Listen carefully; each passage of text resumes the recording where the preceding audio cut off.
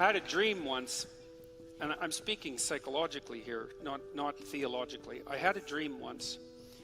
I was in the cemetery of an old church, an old cathedral, surrounded by the graves, and there were indentations in the grounds where all the graves were, and all of a sudden the graves started to open, and it was a graveyard where great people, great men of the past had been buried. And so grave opened and an armed king stood up, and then another grave opened and another armed king stood up, and this happened all around me. And these were very formidable figures, right? They were the great heroes of the past. And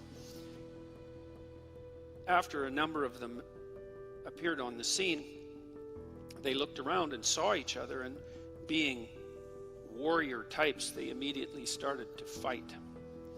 And the question is, what stops the great kings of the past from fighting? And I had a revelation after the dream. I can't remember if it was part of it, but yes, it was part of the dream. They all bowed down to the figure of Christ. I thought, and then I woke up and I thought, what in the world does that dream mean? What in the world could that possibly mean?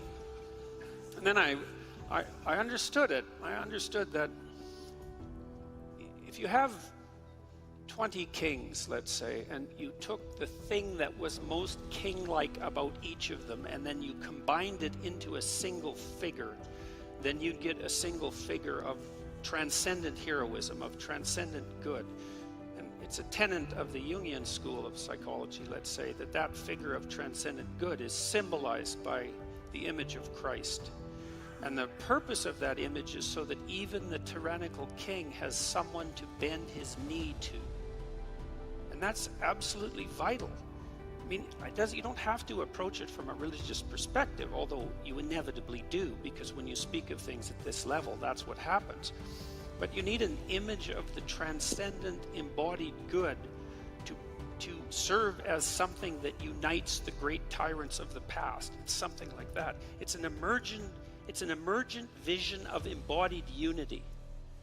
And it's a psychological necessity. It's a sociological necessity. And I think it bears very strongly on your question about why is it that people matter. It's the classic Western answer to that, the Judeo-Christian answer to that, is because you have a spark of divinity within you, and that divinity is a reflection of this transcendent good.